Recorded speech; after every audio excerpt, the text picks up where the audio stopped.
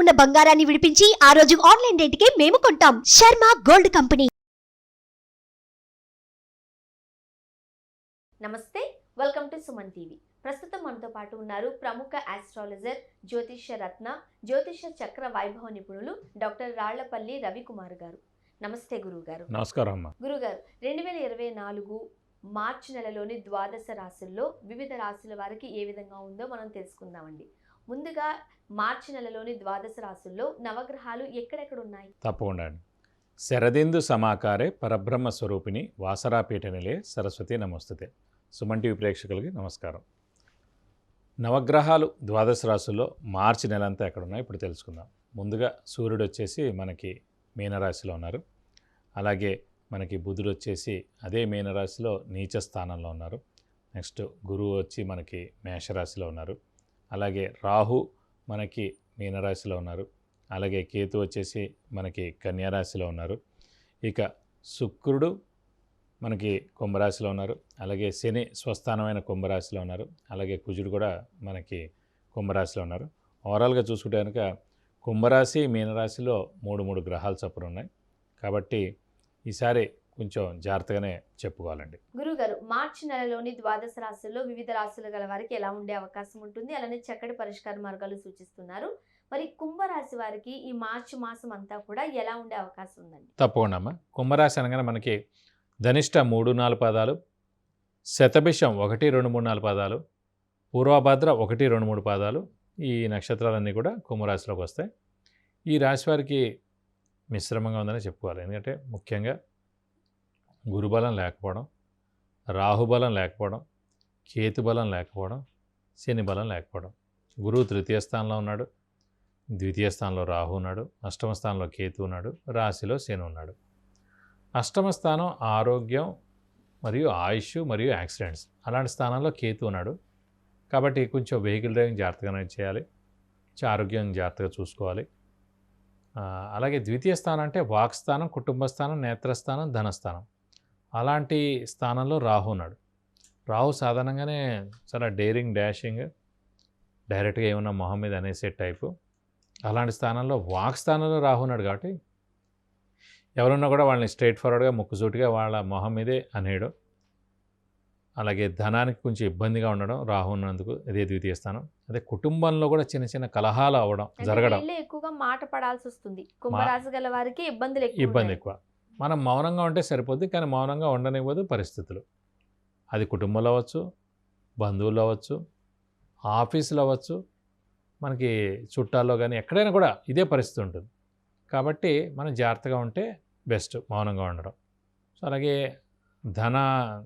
ధనస్థానం కూడా ద్వితీయమైంది. అలానే ధనస్థానంలో కూడా రాహున్నాడు. కాబట్టి ఆర్థికంగా ఇబ్బందులు కలగడం, అప్పులు పెరిగిపోవడం, మాట పడాల్సి రావడం, డబ్బు తీసుకున్నాం ఎప్పుడు ఇస్తానే, ఇవన్నీ కూడా ఇంటి మీదకి రావడం, ఇలాంటివన్నీ కూడా చిన్నవన్నీ కూడా జరుగుతూ ఉంటాయి. అలాగే ఇవన్నీ కాకుండా దైవబలం, దైవానుగ్రహం సంబంధించిన గురువు కూడా తృతీయ స్థానంలో ఉన్నాడు. కాబట్టి ఆ బలం కూడా లేదు. కాబట్టి ఇంకా ఉధృతం అయిపోతుంటాయి మనం.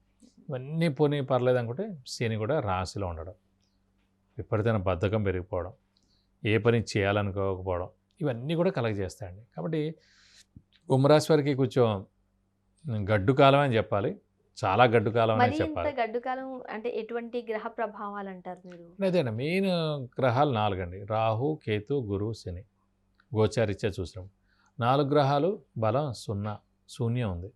సో అన్ని విధాల ఇబ్బందులు, శ్రమ, కాలం, ధనం వ్యర్థం అవడం, అవసరానికి డబ్బులు సమకూరకపోవడం, రావాల్సిన బాకీలు వసూలు అవ్వకపోవడం, స్పెక్యులేషన్స్ వాళ్ళకి అస్సలు వెళ్ళొద్దు, షూరిటీస్ పెట్టద్దు, మధ్యవర్తిత్వం వహించద్దు, ఎవరికి హామీలు ఉండకండి, మౌనంగా ఉండడం ఉత్తమం. మిత్రులు శత్రువులు అవుతారు. ఎప్పుడు అనని వాళ్ళు కూడా అంటుంటారు, చూసా వాడు మారిపోయాడని. ఈ కుంభరాశి వాళ్ళు ఏం మారిపోలేదు, మారిపోయింది అవతల వాళ్ళు. కానీ ఆ శని, ఈ గురుబలం లేకపోవడం, ఈ రాహుకేతుల బలం చేత మనం చెడ్డవాళ్ళ అవతల వాళ్ళకి కనిపిస్తుంటాం.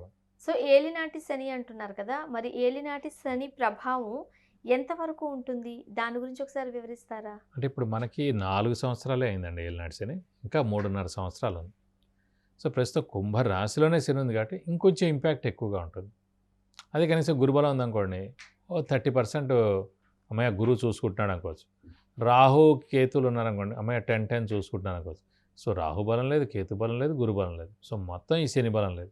సో 80% ప్రాబ్లం ఫేస్ చేయాల్సి వస్తుంది. సో దీనివల్ల ఎక్కువ ఇబ్బందికర పరిస్థితులు ఉన్నాయంటారా? అవునమ్మా. ఓకే.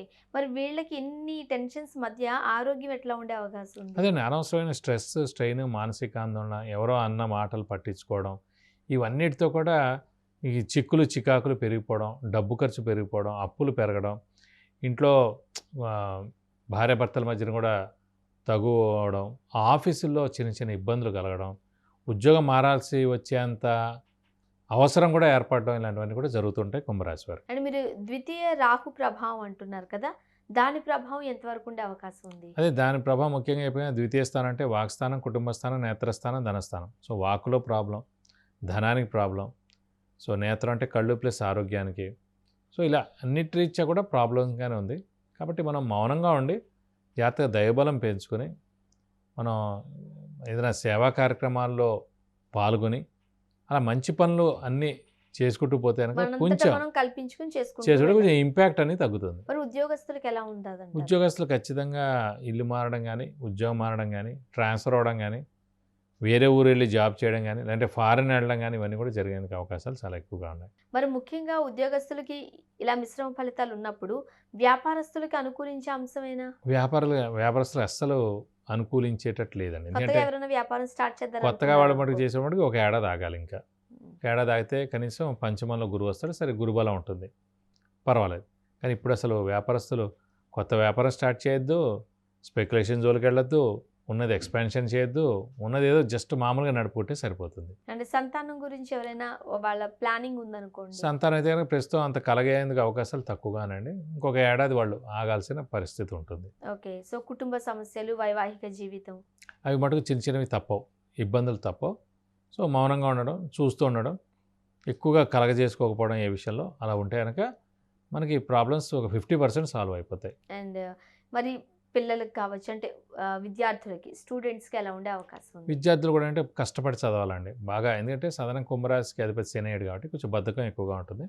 కాబట్టి బద్ధకం తొలగించుకొని నాకు అన్నీ వచ్చులే, నాకు అన్నీ గుర్తున్నాయిలే అని అనుకుంటారు. కానీ అక్కడ పెన్ను కరెక్ట్ ఎగ్జామ్ పేపర్ మీద రాసేటప్పటికి మర్చిపోవచ్చు. ఒక పాయింట్ మెయిన్ పాయింట్ రాయాల్సింది మామూలు పాయింట్ రాయొచ్చు. సో మార్కులు అలా తగ్గచ్చు. ఎందుకంటే బాగా హార్డ్ వర్క్ చేయండి, బాగా కష్టపడండి. కష్టపడితేనే తప్పకుండా మీకు మంచి రిజల్ట్ ఉంటుంది. చాలా ఎక్కువ ఇబ్బందికరమైన పరిస్థితులే కుంభరాశి వరకు ఉన్నాయి కాబట్టి ఎవరిని పూజిస్తే మంచిదంటారు? మన కుంభరాశి కానీ, కుంభలగ్నం వారు కానీ, పంచమ స్థానాధిపతి అంటే మిథున రాశి అధిపతి బుధుడయ్యాడు కాబట్టి వినాయకుడు లేదా వెంకటేశ్వర స్వామిని ఎక్కువగా పూజిస్తే మంచిది. అలాగే వాళ్ళు ఎక్కువగా ఇష్టపడే దేవుళ్ళు కూడా వినాయకుడు లేదంటే వెంకటేశ్వర స్వామి మనం అనుకోవచ్చు.